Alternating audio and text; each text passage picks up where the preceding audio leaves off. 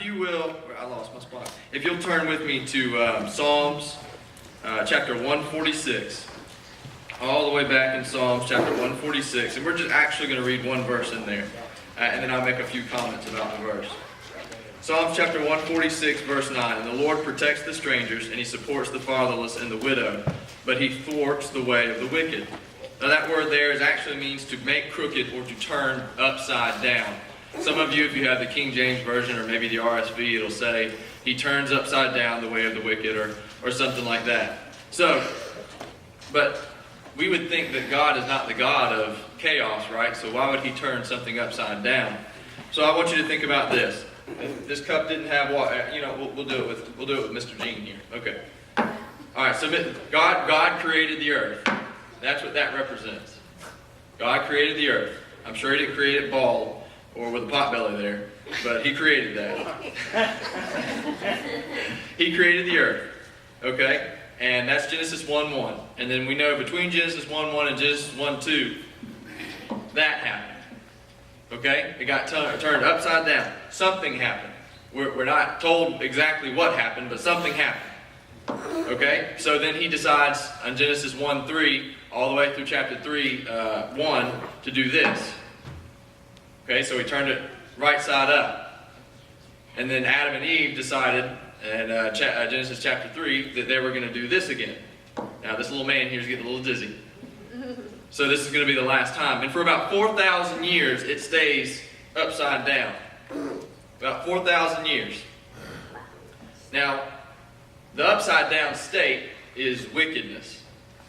It is the wickedness of the world.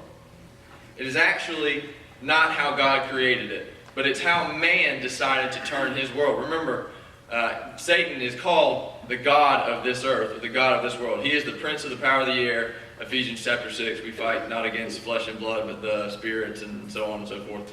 Okay, so this is how Satan has put it into our minds that it's supposed to work. Humanist, hedonist, psychologist, all the other ists, they all tell us that this is how it works. This is how it's supposed to be. Hedonism says that you do what feels good.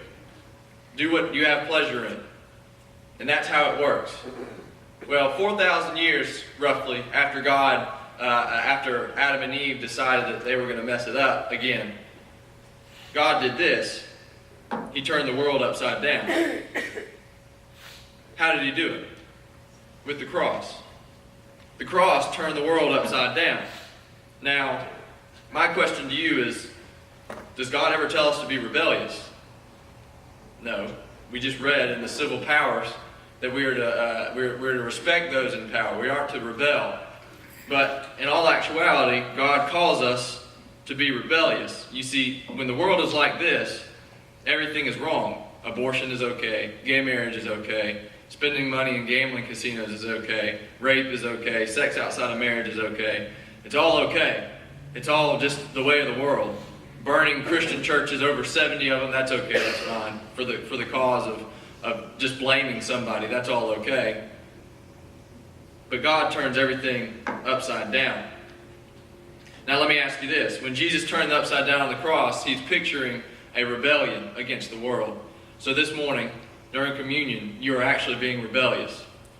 Now that's good to some of the teenagers over there, because we all like to be rebellious every now and then. We grow our hair long, and but we're to be rebellious to the world. So remember that as you take this Lord's Supper, that we are to be rebellious. Now comes the difficult part. Whitney, are you ready? All right.